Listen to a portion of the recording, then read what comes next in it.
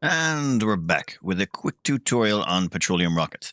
Now, petroleum rockets running on solid oxylite. That's an important distinction. If you're not using solid oxylite and you're using liquid oxygen, they're much more efficient. But for the first thing you will encounter, you're going to be using the solid oxidizer tank. These ones are very simple to use, and you will use them for, well, it's the intermediate rocket section. These are very handy because you can get out to these first batches of, well, planetary bodies. 1, 2, 3, 4. These first 4 rings here, they contain some very valuable things, like you can get your sleet wheat, your wart seeds.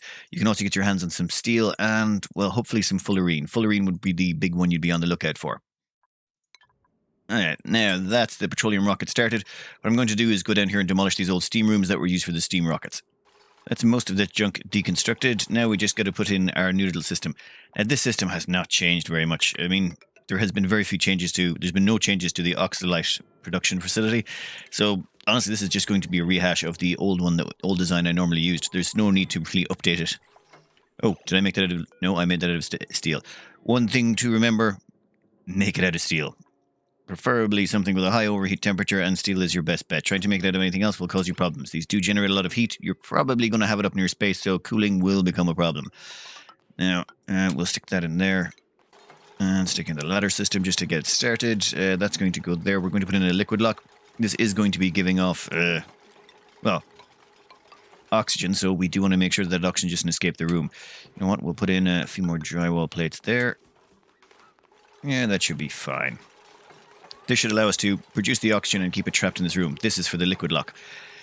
For liquid lock, we're just going to use petroleum, because petroleum, we're going to be pumping a lot of it up here, especially for the rockets. For filling up our liquid lock, we're just going to use some basic automation, liquid shut-off with a hydro sensor. It just helps. It makes it far easier for me to do it without letting it overflow, because I will let it overflow if I don't keep an eye on it. Oh, while that's going on, I should get those temperature shift plates in. There's 2 ways I'm going to demonstrate the cooling of this that are just simple ways to make sure that this section doesn't overheat. The reason it's prone to overheating is how far away you are from, well, anything that would save you from overheating, as in an atmosphere or anything like that. First way is you put in the liquid lock, you fill it with preferably petroleum. Crude oil will do in a pinch. And then what happens is you use some temperature shift plates here to suck the temperature out of it, or, well, dump heat from the oxide refinery into it. Either or, whatever way you want to think of it. And that usually allows you to stay safe. Oh, we just only want about, say, 250 kilos in there. That'll be fine. And that should allow you to stay safe.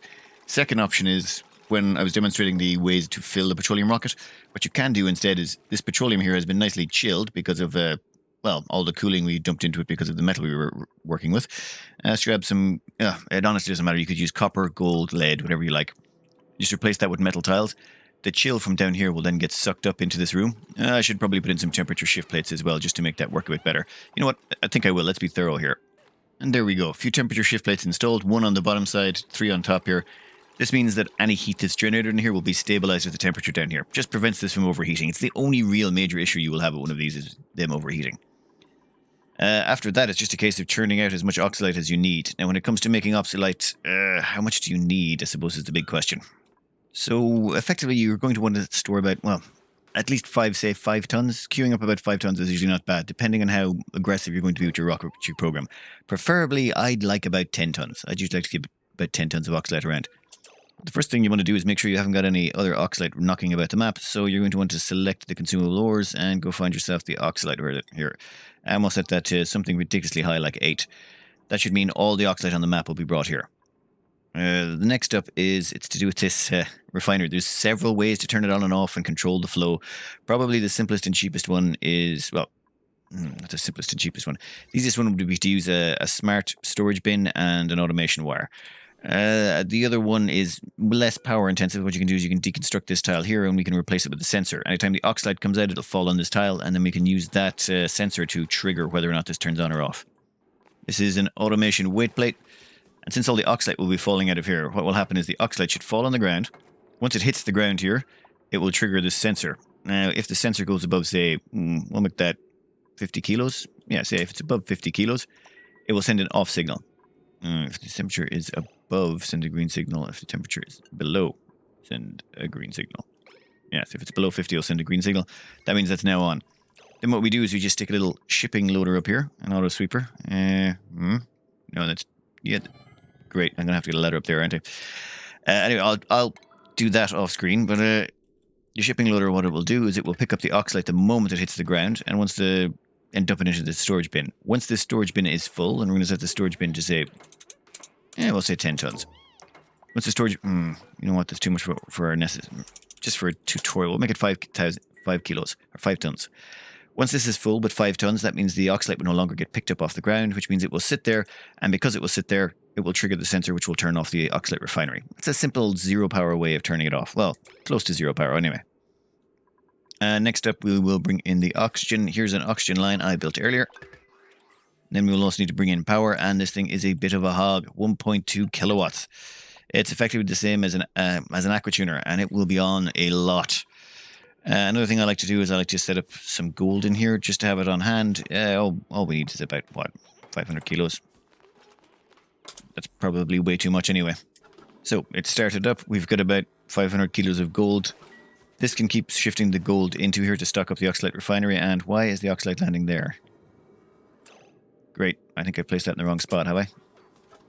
Yep, I have placed that weight plate in the wrong spot. One moment. Okay, finally, there we go. The only downside to this method is sometimes the duplicants they'll see the oxide hit the ground first, and just due to the way the game works, they will request that, hey, we're going to pick up that oxalite, which means the auto sweeper will ignore it and just leave it there sitting on the ground until a dupe comes along and picks it up. It's just one of the quirks of the game. Nothing you can really do about it. And that's demonstrated. Let's have a quick demonstration of a second method that you can use. It's a little more power intensive, but maybe you find it simpler. This here is a smart storage bin. Pardon my debug, I just magicked it into the map just to make things easier. Now, this is hooked up by a NOT gate to the oxalite refinery. And the way this works is when this is full, it sends out a green signal. So all we want to do is set this to how much oxalite we want to store, say 500 kilos, and then once this has 500 kilos of oxalite in it, it sends a green signal. That green signal gets switched by the NOT gate by the NOT gate into an off signal, turning off the oxalite refinery. And let's just watch that in action, say 550. So we set that to 550. Now this thing has turned back on again because there isn't 550 oxide in there. And now it's been filled up again by the duplicant. You know what? Let's make that 600. And there we go again. So the moment that there's not enough oxide in here, it turns the system on, which reminds me we need about 5 tons. This is very handy and simple to set up, but it comes with one massive, massive downside. Depending on your gameplay style. You see the smart storage bin here is listed as 60 watts. That's it. It's a flat 60 watts constantly. It just keeps drawing power. There's no escaping it. It just draws 60 watts. And 60 watts is not that much. But it's enough that it might annoy you when you're considering you can just stick down a weight plate and do the exact same thing. Anyway, both choices are yours. I'll leave this in as well. You know what? I think I've still got to debug on, do I? Yeah. So I'll leave that here and I'll just leave that on the settings it should be. If the temperature pressure is below... Yeah, if the pressure is below 50 kilos, it sends a green signal. Either of those methods will work for you, depending on which one you want to use. The pressure sensor is great. I just have a tendency to forget exactly where to place it every single time. Anyway, now that that's done, it's time to go about fueling the rocket itself. 1 second. So before you give your duplicants access to the oxidizer tank, it's a good idea to set it to 0. By default, it's set to maxed out at 2700. You don't want that. Otherwise, you're just going to fill the entire rocket with oxalite the moment you gain access to it. It just causes a whole bunch of problems. Your best bet, set both of them to 0. Then you're going to want to run your petroleum over to the rocket. Now, you don't need anything too special for this. For example, you don't need ceramic piping or anything like that. Igneous rock, it's usually more than sufficient. We'll say run one off of... here will do fine. The reason being the petroleum is going to flow through often enough and it has such a high boiling point, you're pretty safe that nothing's going to happen to it. I mean, I have had it happen to me in the past, but only due to silly reasons on my part. Anyway, I'll skip this forward until we've got at least the basics in place. So I hooked up the petroleum from down here, from that petroleum tank I'd stockpiled from earlier, which would be a smarter idea. For the gantry, I decided to actually put in a little bit of automation. It's something people always request to see is a way to automate the gantry so that they open and close when the time comes. So, how to explain this?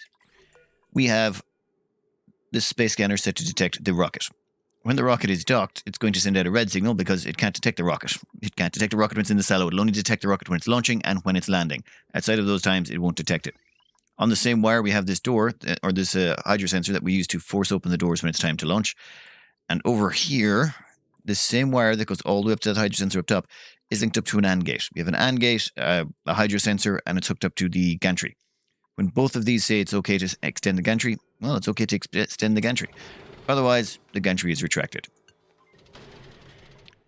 I'll show this in action as we launch it so you can get a better idea of it, and as well as that, I'll include the save game file so you can play around with this yourself. I know it's sometimes easier just to go through these things and figure out exactly how they work from experimenting and deconstructing bits and pieces. Anyway, first thing we want to do is decide how much oxylite and petroleum we're going to need. So back to the rocket calculator. This time to use a petroleum rocket, we're using oxylite fuel, and we want to go to the second ring. It tells us we need exactly 569 kilos of petroleum and oxylite. We set the solid oxidizer to 569. We set the liquid to 569. This is where things get a little awkward, because duplicants have to pick it up and manually carry it over. And do they put it in? Yes, exactly right. There's some quirks with this where they'll come over to drop it off, and some of the oxylite will evaporate along the way, meaning they're just short. So they'll go and pick up some more to bring it back, and they end up bringing micro doses of oxide over that keeps evaporating. Another problem is if you overfill the rocket or underfill the rocket, let's just say if the duplicants start running back and forth, bringing little invisible pieces or tiny pieces all the time, save the game, exit out, come back in again and reload it. It's pretty much the safest way of doing it. So this rocket here is perfectly configurable to go all the way out to the 4K ring. Oh, no, not that one. To go out to the 4K ring, as in this ring out here. So why is that so important? It's to do with research. Research-wise, we want to get our hands on solid cargo bays and cryofuel combustion. That requires 8, 9, 10 data banks, so 1,000 research from space. To get that, we just need, again, every single planet will give us 300 research because we can tick off these 250 bonus points plus 50 points because we're carrying 5 research modules, so 3, 6, 9, 12. With 4 planets, we can get them all, and worst case scenario, you have to get this far, totally doable with an oxylite rocket. And not only that, if you want to go a little bit further, you can go out to the 8K ring all the way out to here. If you reconfigure the rocket, all you have to do is stick on 1 extra fuel tank. So delete this research module, replace it with a fuel tank, delete the command capsule, build a research module on top of it, and then build the command capsule on top of that. Because if you'll remember, we built this silo exactly, 50 tiles high. And at 50 tiles high, this means you can do this modification and it will still fit inside your launch tube. So do try and make your bunkers, your original launch area, at least 50 tiles from the edge of the map. 55 is preferable because then you can fit in 3 fuel tanks, and this whole thing can go, the whole way to the end once you get to hydrogen. Anyway, with all of that done, let's fire this up, but let's do it in, say, slow motion so you can get an idea of why this automation works the way it does. When we flip this switch here, what will happen is these doors will open, because this will send out a green signal. At the same time, this green signal will come down here, turn that to a red, and it will withdraw the gantry, so we're no longer trying to put fuel in here. Well, let's change that to below, and boom, gantry gets withdrawn, and the doors at the top go back. Done. And that's just a simple way to do the automation for the gantries. Though, my advice would not be to bother automating up your gantries this way. I know it sometimes feels like it's a good idea and it's helpful, but I usually just delete them. I deconstruct them in between missions. If you've got your priorities on your duplicants down correctly, you won't really have to worry about it taking too long. So usually it's pretty fast for them to build them when I get them back. As well as that, if you do automate the gantries, this means the moment this comes back, your duplicants are going to try and fill it with fuel again. And that can be a little bit awkward with solid oxidizers because you may wish to change the fuel ratio and send it further, which is fine. But you're also going to need cargo rockets with these, and you may need to send them shorter distances. Anyway, enough of the yakking. Let's get this launched. Star map, where are we going to be sending you? We are just going to send you straight to the metallic asteroid, which is where we decided upon, and we are going to launch the rocket. No, I launched it to the closest one, didn't I? Never mind. It doesn't matter. I think I demonstrated my point and my stupidity simultaneously. Yep, it's a perfect video. Perfect. Anyway, now that that's done, we make sure that the doors close.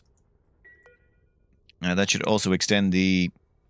It should extend the gantry. Why is the gantry not extending? Oh. Is this still detecting the rocket? No.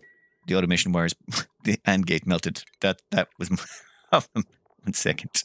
Just a quick note that should be very obvious. Make all your automation wires and everything around here out of steel. Automation wires, power wires, all that stuff needs to be out of steel. Otherwise, the rocket will toast it the moment it launches. That's one of the difficulties of dealing with these things. Steel or tungsten are pretty much all that will survive in the rocket silo areas.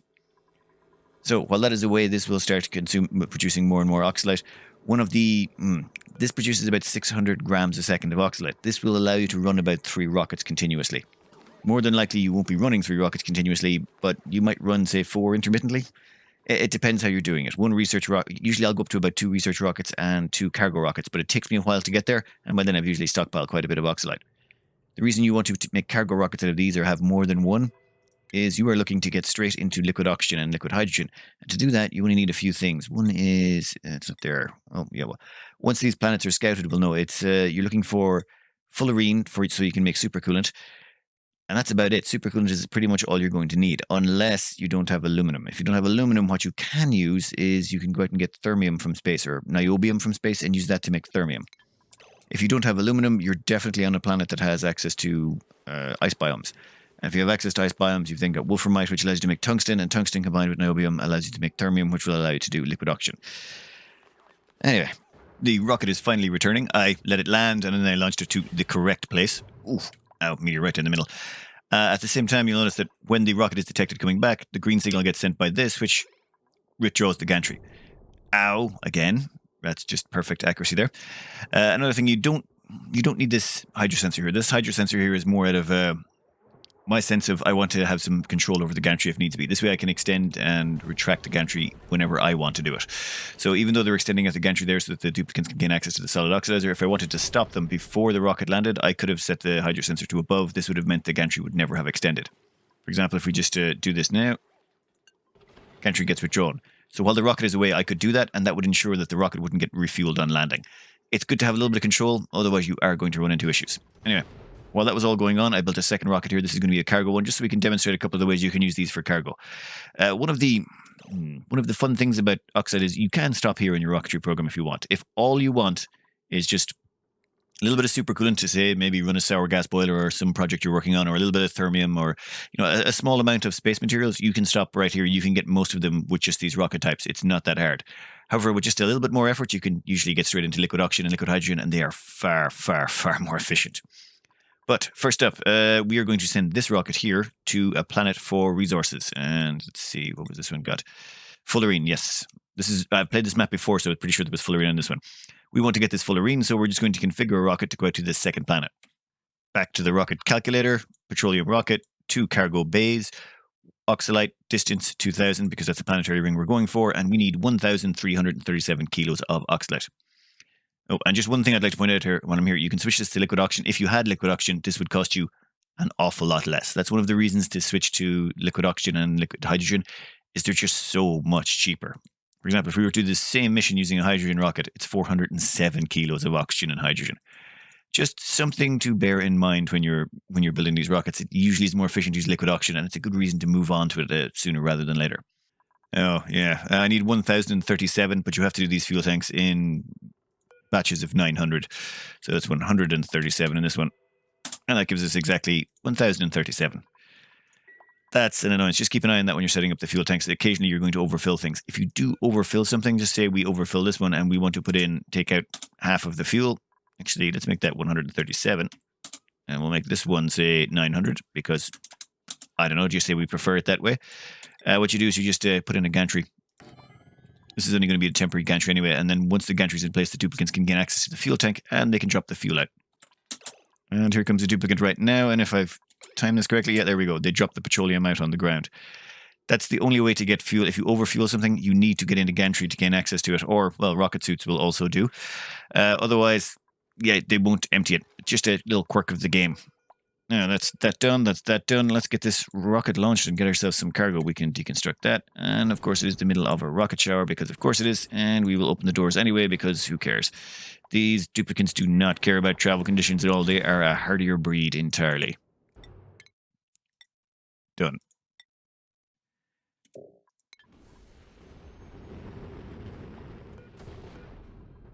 Quickly close the doors. Nope. Couldn't get that one. Anyway, I've just set up this one on a very basic system as well. Space scanner, set to detect the rocket, and it just feeds a wire directly up into the bunker doors. That's it. That's all you need. A few final notes on petroleum rockets. There is the opportunity, of course, you can get into the solid fuel thrusters. They're one of the first things you're going to research. I just find them hugely inefficient. And if you're going the solid fuel thrust route, you might as well just go straight up to oxalate. Oxalate is far superior. Once you get onto oxalate, it just opens up the whole universe for you, so you can go out and harvest as much of the nearby planets as you need for most of the decent resources. You will find pretty much a source of everything in the first 4 or 5 rings that you can harvest using these rockets. You should at least have a decent source of petroleum before you start as well. Also, a decent source of oxygen. I had an oxygen setup built over here so I could provide oxygen to the system. You're going to probably want to dedicate about 1 kilo of oxygen to your rocketry program, assuming you're going to run about 4 to 6 rockets.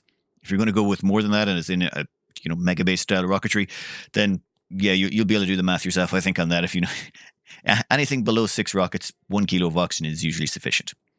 Anyway, I'll cut this out here. I hope this was at least mildly informative for you, and good luck.